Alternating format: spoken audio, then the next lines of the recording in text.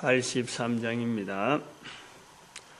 나의 마음에서 싱그런 가득하게 덮이고 슬픈 눈물 속절없이 흐를 때 인자하고 부드러운 음성으로 부르서 나를 위로할 리 누가 있을까? 주 예수밖에 누가 있으랴. 슬픈 낙심될 때에 내 친구 되시는 그 주 예수밖에 다시 없도다. 하나님 말씀 요한복음 1장입니다. 요한복음 1장 14절에서 18절 말씀 교독하도록 합니다. 14절 말씀 제가 먼저 받들어 봉독드립니다. 말씀이 육신이 되어 우리 가운데 거하심에 우리가 그 영광을 보니 아버지의 독생자의 영광이요 은혜와 진리가 충만하더라. 오늘 요한복음 1장 14절에서 18절 말씀에 특별히 14절에 있는 말씀이 육신이 된다. 말씀이 육신이 되어 우리 가운데 거하심에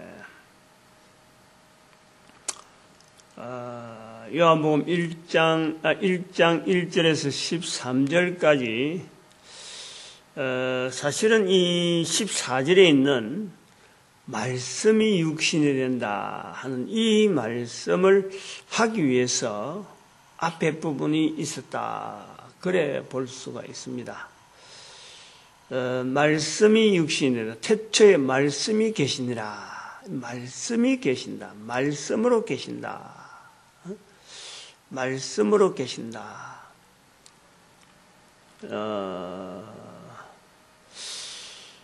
그리고 그 말씀이 육신이 된다. 13절에 보니까 혈통으로나 육정으로나 사람의 뜻으로 나지 아니하고 혈통으로나 육정으로나 사람의 뜻으로 나지 아니하고 하나님께로서 난 자 말씀이 육신이 된다. 이런 말씀에 하나님께서 난 자 하는 것은 이거는 이제 서로 믿게 예수 그리스도를 믿으면은 영접하면은 하나님께서 난다. 그런데 그런 사람들도 혈통으로나 육정으로나 사람의 뜻으로 나지 아니하고 하나님께서 난 자다라고 예수 그리스도를 믿는 사람들을 영접하는 사람들 이렇게 표현하는데 하물며 이 예수님을 지금 그리스도를 지금 아직 요한은 아직까지 그리스도에 대한 표현을 안 합니다. 어쨌든 태초에 말씀이 계신다 하고 이 우리 중에 있는 이 참 모든 사람들보다도 뛰어나고 또 모든 신보담도 일반 사람들이 부르는 어떤 만상에 있는 어떤 신보담도 가장 존귀한 자리에 두려고 할 때 어떻게 표현할까? 대상을 어떻게 표현할까? 할 때, 말씀이다. 태초에 말씀이 계신다. 그 속에 생명이 있다. 생명이 있다. 그리고 그것은 또한 모든 사람의 빛인데, 빛 중에서도 참 빛이다. 그 개념을 지금 1절에서 13절까지 계속하고 그 다음에는 말씀 자체가 육신이 된다. 육신이 된다. 여기서요 우리가 오해를 하는 것은 뭐냐니까 이 말씀이 육신이 되는 이 원리라든지 이것이 어떻게 논리적으로 논리상으로 가능하다.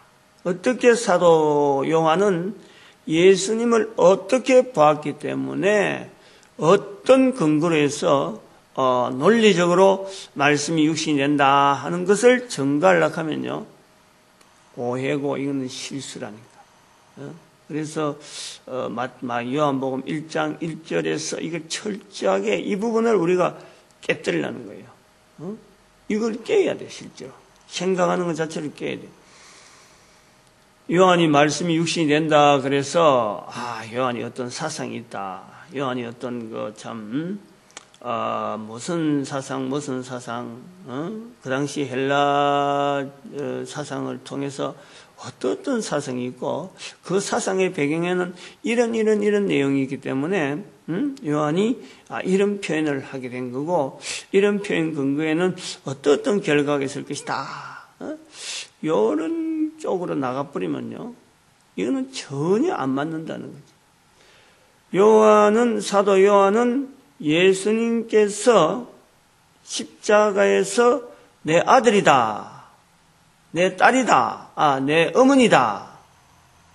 하는 그 말씀 한 말씀에 예수님의 어머니를 끝까지 모시는 제자래요, 제자. 그러니까 예수님에 의해서 이제는 자기의 삶 자체가 패턴이 결혼도 안 했는데 장모도 아닌데 완전히 바뀐 거예요.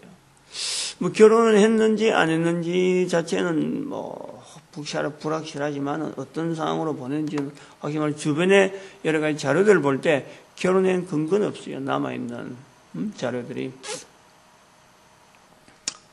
그래 인생을 보내는 거예요. 물론 그 당시에 유대인들의 그 풍습에서 뭐 결혼 안 하고 이렇게 돌아다니는 이런 것이 어떤 현재인지 어떤 환경인지는 좀 불정하지만은 아무튼 이런 것이 사도 바울에게도 있었고 요한에게도 이제 있는데 이 예수 그리스도에 대한 생각만 또 한 말씀에 내 정인이더라 하고 말씀을 하고 이제 성취하지 않아요. 그러니까 이 정인되어지는 부분에서 사도 요한은 고민을 많이 하는 거예요. 고민을 많이. 언어들을 고민을 많이 하고, 1절에서부터 계속해서 했지만은, 유대인들의 벽이라 하는 유대인들의 그 울타리가 뭉개지고 난 뒤에, 이 예수님에 대한 이 표현을 어떻게 참 계속해 나가는가, 주변에 있는 사람들이, 예수님을 전하는 과정에서 난관에 봉착했다는 거지. 거기에서 사도 요한이 평소에 생각하고 있던 어쩌면은 예수를 가장 높은 자리에 둘 수 있는 이런 표현을 어떻게 할 수 있을까? 사람은 사람인데 분명히 같이 먹고 3년을 같이 움직였잖아요. 근데 그 옆에서 바라본 사도 요한이 가장 인간적이면서도 거룩한 그 하나님을 십자가에 못 박아 죽는 그 비참한 모습을 봤음에도 불구하고 그리스도를 일반 사람하고 분리시키려고 하는 당대에 있는 사람들의 사고방식 속에서 가장 높은 이름을 두려고 하는 그 고민을 우리는 봐야 된다. 그 고민에 의해서 나온 말씀이 바로 말씀이 육신이 되어 하는 이런 표현으로 나왔다는 거예요. 그래서 또 한편으로는 유대인이라고 하는 그 특징 때문에 가능한 거예요.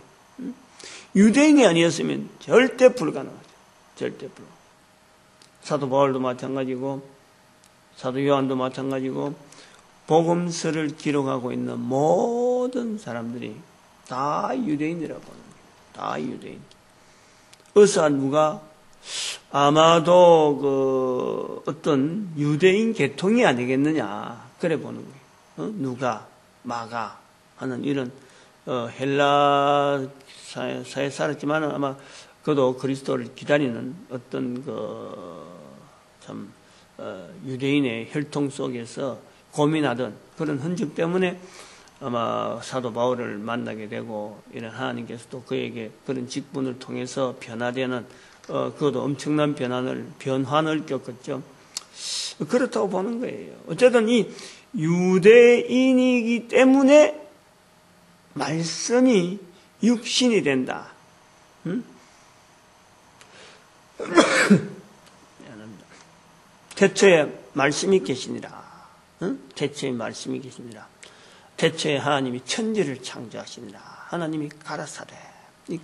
가라사데라고 하는 그 언어라고 하는 표현 중에서 이 우주를 만드신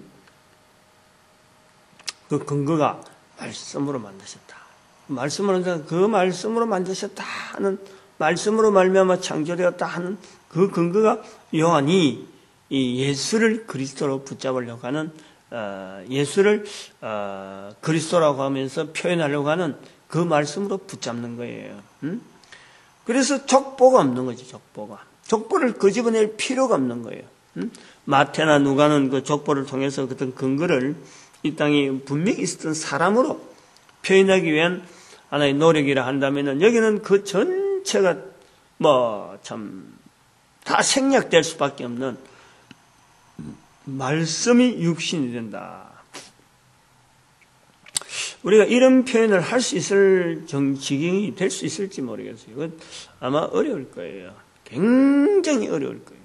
또 그리고 함부로 할 수가 없잖아요. 예수 그리스도를 만약에 가능하다면은 지금 우리 시대에 빌립보서 2장 9절에 11절에 있는 말씀처럼 예수 그리스도를 가장 높은 이름 위에 두려고 하는 그 중심에, 또 모든 사람이 입으로 예수를 그리스도라 부르는, 주라 부르는 그러한 중심, 또 모든 사람의 무릎을 예수 그리스도 앞에 무릎을 꿇게 만들려고 하는 그 중심으로 예수 그리스도를 나타내려고 한다면은, 그것이 사람한테 막 부딪혀 봐야지. 이 사람은 이래 보고 저 사람 저래 보고, 만나는 사람마다 이런 말하고 반대말 들어보고, 개항하는 말 들어보고, 그 다음에는 욕도 들어보고, 미쳤다 소리도 들어보고, 그리고 하면서 모든 사람 앞에 이 시대에 어떻게 하면은 그리스도를 모든 사람 위에 불리는 그 이름 위에 둘까 고민하면은 주어집니다. 고민하면 반드시 주어지도록 되어 있어요. 우리 시대에. 근데 우리 시대는 말씀이 육신이 되어 가면은 아무도 알아들을 사람이 없어, 지금은. 그러니까 우리 시대는 또 다른 예수 그리스도에 대한 이 그 가장 높은 이름을 두는 그 자리가 필요해요, 필요.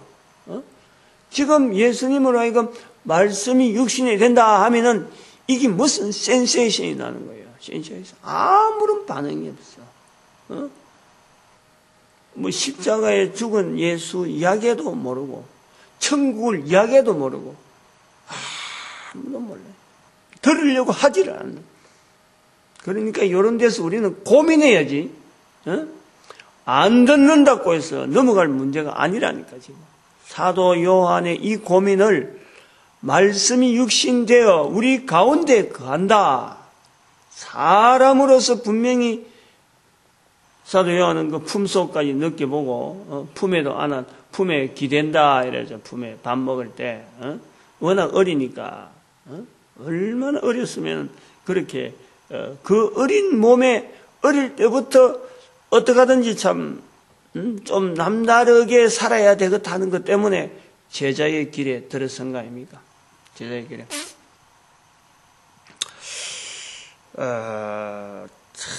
참 이 요한복음 1장 14절, 보통 12절에 있는 영접하는 자 곧 그 이름을 믿는 자들에겐 하나님의 자녀가 되는 근세를 주시니, 요 근세를 가지고 막 우리가 이야기를 하려고 하는데, 이 12절에 그랬다는 거죠. 14절에 있는 이 말씀이 육신이 되어 하는 이 부분은 우리에게 엄청난 충격으로 와닿아야 돼요.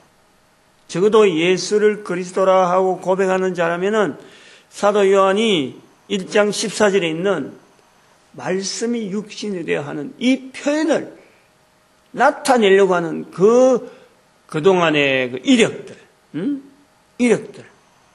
어떤 사람을 만나서 어떤 이야기를 해보고, 어떤 사람은 알아듣는 듯한 반응도 하고, 어떤 사람은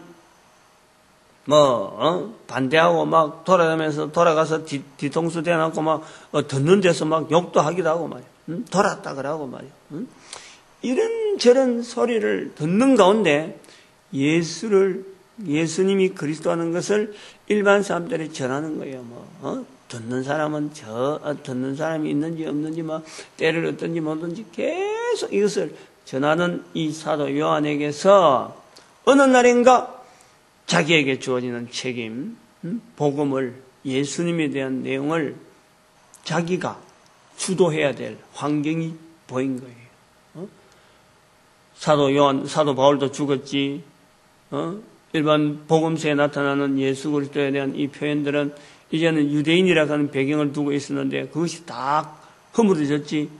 이제 그 공한 거예요. 어떻게 나아가야 될지를 모르는, 어떤 표현을 하고 이 제자들이 전도하는 이런 현장을 이끌어 나가야 될지를 모를 때에 사도 요한이 전도하던 그 언어를 가지고 기록한 부분이 요한복음 1장에서 특별히 18절까지 오늘 본문 읽은 데까지 1절에서 이 부분까지의 내용에 이 한 절 한 절 한 표현 하나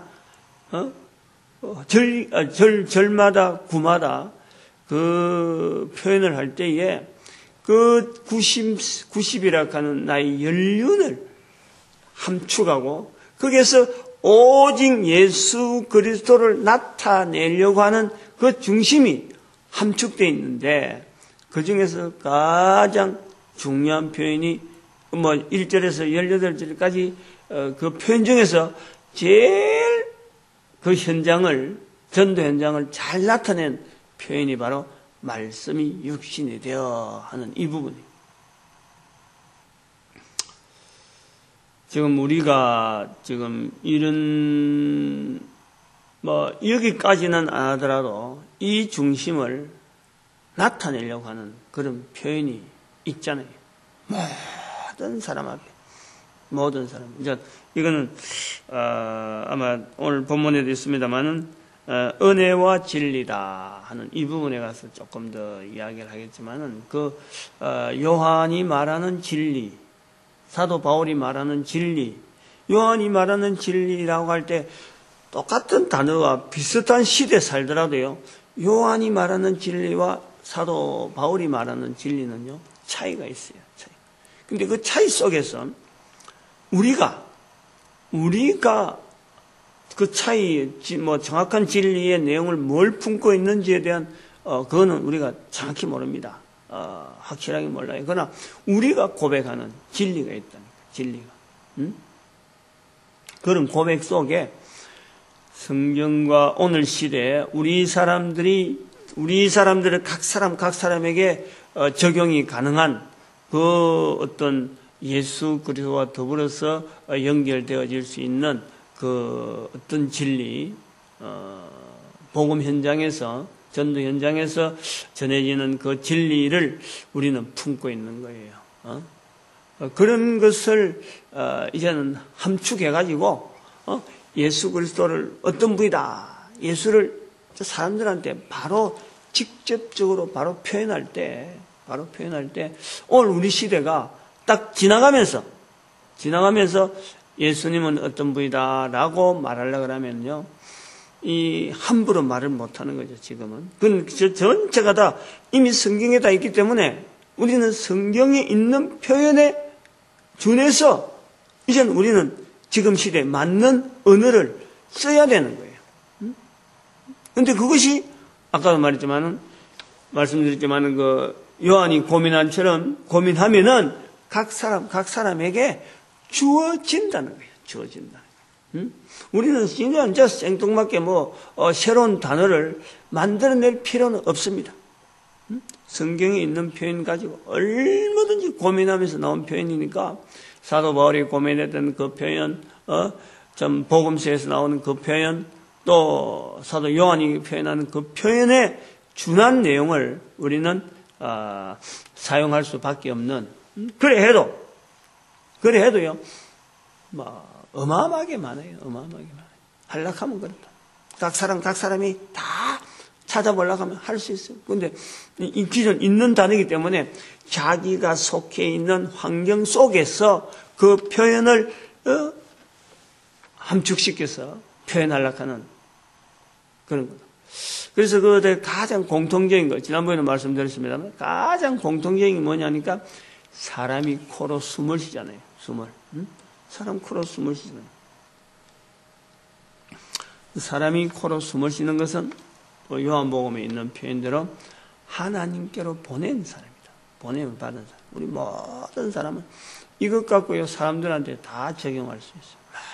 모든 사람, 한 사람 한 사람은 하나님께로부터 만들어져 있지, 사람이 부모를 통해서 만들어진 것이 아니라는 거예요. 만들어진 것은 하나님께로부터 만들어졌고, 부모의 몸을 통해서 출생을 하는 거죠. 출생을. 이런 부분이 말씀이 육신이 되어 하는 부분하고, 우리가 여러 가지가 많이 비약된 그런 표현을 하는 거예요. 부모로부터 출생이지만은 하나님으로부터 만들어졌다. 만들어진 거다. 그걸 알아보는 거 봐봐. 집이마다 애들 태어났을 때 출생할 적에 부모가 만들었다는 소리는요, 출생한 입장에서, 자녀를 출산시킨 입장에서요, 볼 때는 실제로요, 몰랐던 부분이에요.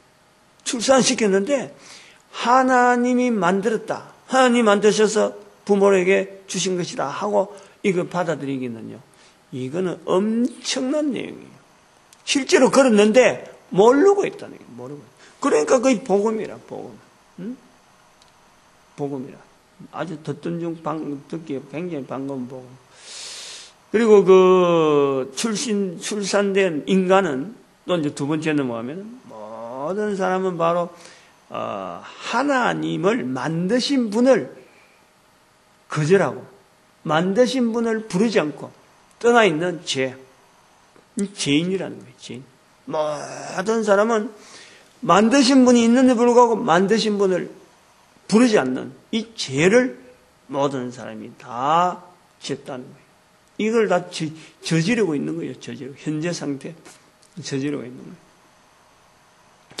그 다음에는 세 번째, 이 모든 사람들이 죄인임에도 불구하고 가야 될, 만나야 될, 누려야 될 천국, 낙원, 그것이 누려져야 모든 인간의 완벽한 인간의 삶이 이 땅에서 이루어진다.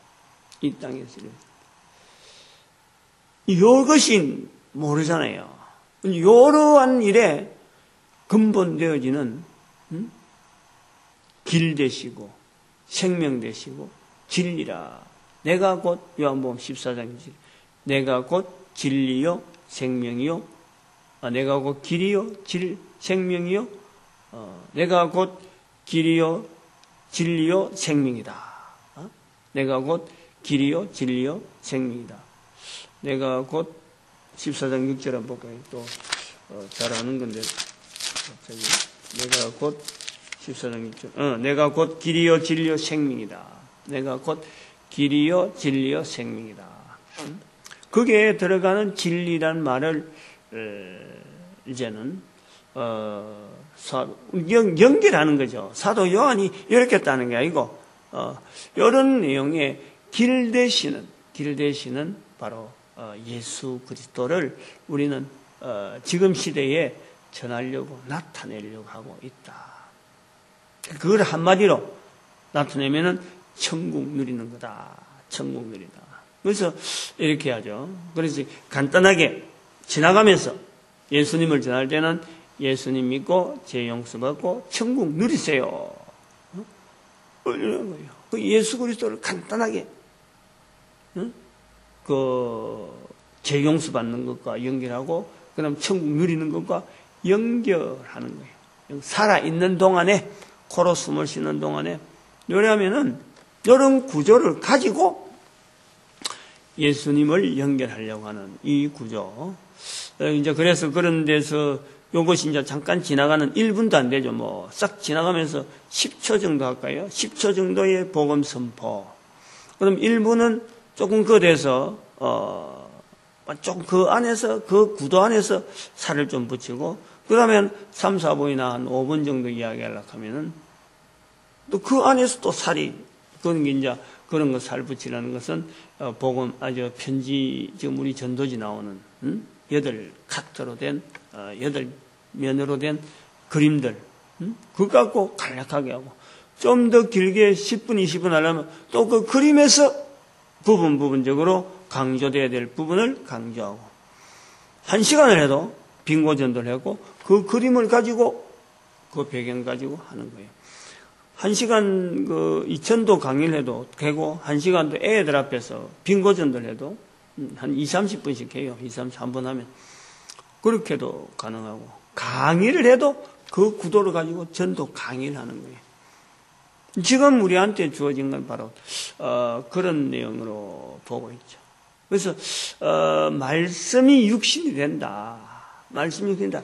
이거는 지금 우리에겐 도전을 해요. 도전을. 전도 현장을 얼마나 가지면은 그 말씀이 나올 수 있다. 그리고 우리가 지금 전도 현장을 안 가지기 때문에 그 말씀에 대한 감동이 없는 거예요. 감동. 그걸 우리가 오늘 깨닫자. 요한복음 1장 14절에서 18절 말씀도 아마 많이 할 것 같아요.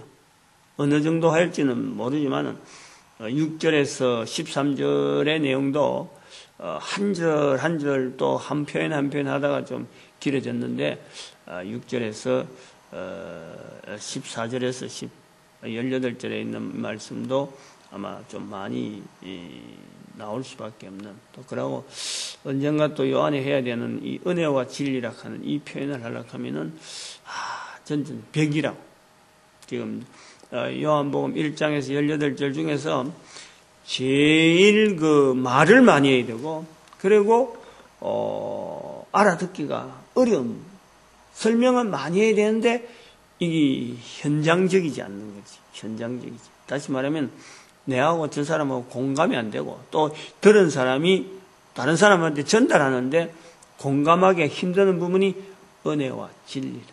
은혜와 진리. 아마 이것도 벽인데 어쨌든 한번 부딪혀봐야 되고 넘어가야 될 부분이라요. 오늘도 우리가 이 전도자가 된다. 즉 다시 말하면 교회를 출입했다. 이거 하나만 해도요. 하나님 앞에 어마어마한 축복의 길이 우리에게 주어진 것에 대한 그 길의 이름이 들어섰는데 들어서서 가만 앉아있으면 안 되는 거야. 움직이고 가야 될 길이 우리한테 주어졌는데 그 가야 될 길이 바로 전도자로서 가는 거예요. 전도자로서. 전도자 예수님을 나타내는 자로서 걸어가는 것이 교회에 출입하는 근본적인 궁극적인 일이라. 그래 그걸 깨닫는 성도의 자세. 그리고 교회라는 것은 어쨌든 간에 전도하는 이 무리들이 이제 앞으로는 저도 늘 그런 말 하고 마음에 그런 것이 탁 들어서 있는 것이 이 교회는 앞으로 건물 위주로는 아마 안 될 것이다. 건물 위주는 안 될 것이다.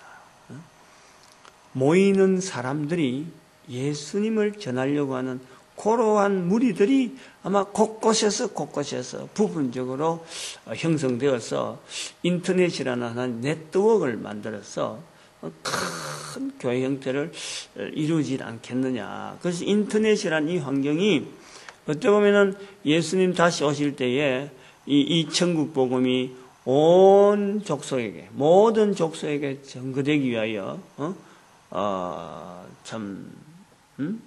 온 세상에 전파되리니 그제야 끝이 오리라 하는 이 말씀 마태복음 24장 14절에 있는 이 말씀을 이루기 위한 하나의 인간들에게 허락되어지는 이런 어떤 우리는 기술적이라 하고 발전한다 하지만 하나님의 섭리 속에 나타나는 어떤 전도의 도구가 아닌가 저는 그래 보는 거예요. 저는. 그래서 지금까지 보고 있는 패턴하고 지금까지 생각하는 생각 자체가 완전히 바뀌어야 돼요. 완전히 바뀌어야 돼요. 아직 전도하는 쪽으로 교회는. 그리고 우리 민족이 특별히 그 중에서 부족한 종이 제가 이런 표현을 할 정도로 우리 민족 중에서 우리 민족이 또한 전 세계에서 맡아야 될 분명한 일이 있다. 근데 요걸 말이요 때를 넘기고 안 맡으면은 우리 민족은 뿔뿔이 흩어집니다. 유대민족이 그랬으니까. 우리 민족도 그렇다는 거예요. 뿔뿔이 흩어질 수밖에 없는 그런 있다는 거예요. 그런데 뿔뿔이 흩어질 정도로 되면은 아마 굉장히 예수 그리스도에 대한 이 어떤 전도하는 이 민족적인 어떤 이 내용이 확 들어있을 적에 우리 민족이 이 일을 감당해야 된다는 어떤 민족 내부적인 어떤 사명감과 그러고 나가서 얼마든지 전하자 하고 막 이런 자세가 돼 있을 때는 하나님께서 아마 이 민족을 흩어버리지는 않겠느냐 그런 생각을 해요. 만약에 흩어버리지 않고 쓰신다면은 일십기부 국민운동이 이것이 확산이 되어서 우리 민족 전체의 어떤 기강이 되어서 그다음에는 전 세계에서 다른 민족들이 다른 국가들이 우리 민족의 이런 국가 운영에 대한 이런 국민적인 이런 운동에 대한 이것을 모델 자기들이 벤치마킹 한다 그러죠. 벤치마킹을 하는 그런 아마 문화가 전 세계적으로 막 일어서 한류가 일어서 아마 그때 되면 그런 거는 흩어질 필요가 없죠. 아무튼 이렇든 저렇든 간에 하나님 앞에서 사명 있는 민족으로 우리는 축복을 하는 거예요. 그건요 굉장한 축복이에요. 우리는 지금 당장 뭐 흩어진다 사고 뭐 이래서 하면 좀 겁날 것 같지만요 피할 자를 다 준비해놓고 하나님이 하시는 거기 때문에 하나님이 하신 섭리 속에서 되어진다 그러니까 이거는 뭐 우리는 어쨌든 간에 하여튼 복된 민족으로 축복하는 그런 것을 한번 생각을 해봅니다. 오늘도 이것을 참 하나님 앞에 부르짖는 시간을 가져야 합니다. 주여 감사합니다. 주여